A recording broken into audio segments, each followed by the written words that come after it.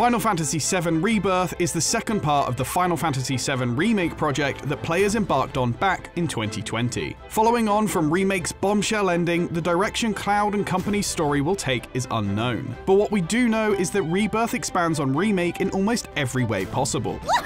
With new areas to explore, new characters to meet, fresh team-up abilities, and more. Don't worry if you've not played Remake or the 1997 original. You can experience this PS5 exclusive as a standalone adventure. So as we go beyond the city walls, here's what you can expect to see in Final Fantasy VII Rebirth.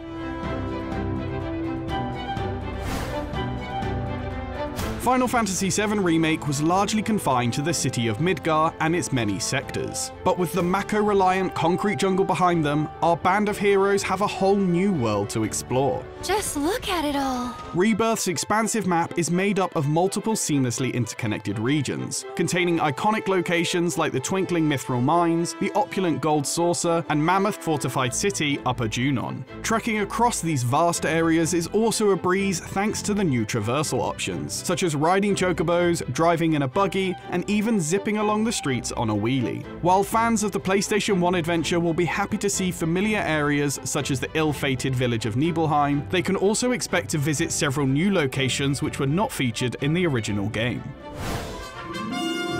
The fast, fluid, real-time strategic combat of Final Fantasy VII Remake returns, but with some new additions. Whether you're slashing down Shinra guards or taking on an enemy 10 times your size, you can expect battles to comprise of using regular attacks to build up each character's active time battle gauge, or ATB for short, swapping between characters, racking up combos, staggering enemies, exploiting elemental weaknesses, spending ATB charges to perform attacks and spells, and filling up the limit gauge to unleash limit breaks, abilities that deal out massive damage. Added to the mix in Rebirth are synergy abilities.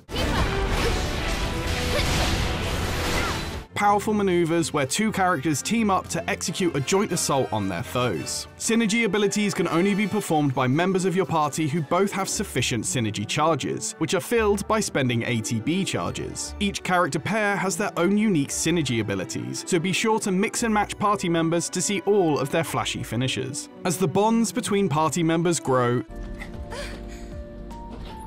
so too will your party level, unlocking more abilities within each character's folio. Individual skill trees where you can enhance your combat prowess and learn new synergy abilities. Also returning are summons, extremely powerful icons that can turn the tide of battle.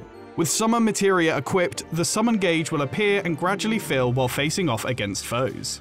Once full, summon commanding allies onto the battlefield for a brief period to squash enemies. New summons in Final Fantasy VII Rebirth include the Colossal Titan, Horse-Mounted Odin, enormous armor-plated Alexander, and more. Cloud, Barret, Tifa, and Aerith return and are now joined by a fully playable Red 13, who they rescue towards the end of Remake. As their adventure opens up, they'll encounter new and highly anticipated characters. The team will add the sprightly materia hunter Yuffie Kisarage to their ranks. It's gotta be hiding some ginormous materia! Who was introduced in Remake's Intermission DLC, and pick up the wisecracking Kate Sith. A feline robot who sits atop a big Moogle companion. Characters also from the PS1 adventure making their debut in Rebirth are the coffin-dwelling Vincent Valentine. You said that Sephiroth is your foe. And pilot Sid Highwind. I want to help.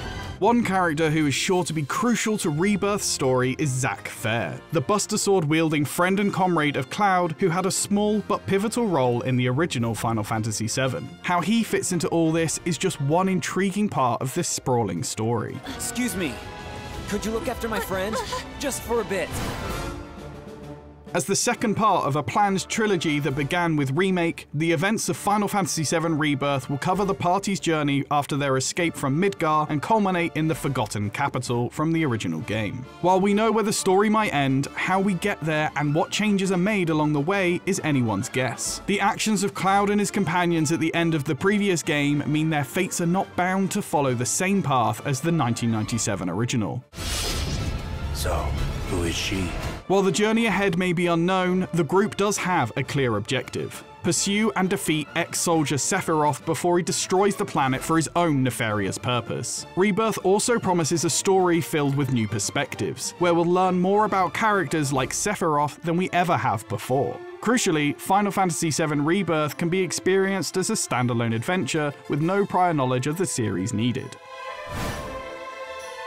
Final Fantasy VII Rebirth takes full advantage of the PlayStation 5's SSD to deliver increased graphical fidelity, faster load times, and upgraded audio. Feel the crackle of spells with the DualSense controller's haptic feedback, zip across the world faster than the flap of a chocobo's wings when using fast travel, and hear the roar of summons all around you with 3D audio.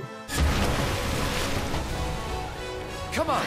Combined with the adaptive triggers that immerse you in the action, all of these features draw you further into Final Fantasy VII Rebirth's cinematic story and rich gameplay. Join Cloud and comrades as they take control of their destiny in Final Fantasy VII Rebirth, out now on PS5. I'm waiting. For more on Final Fantasy, stick with IGN.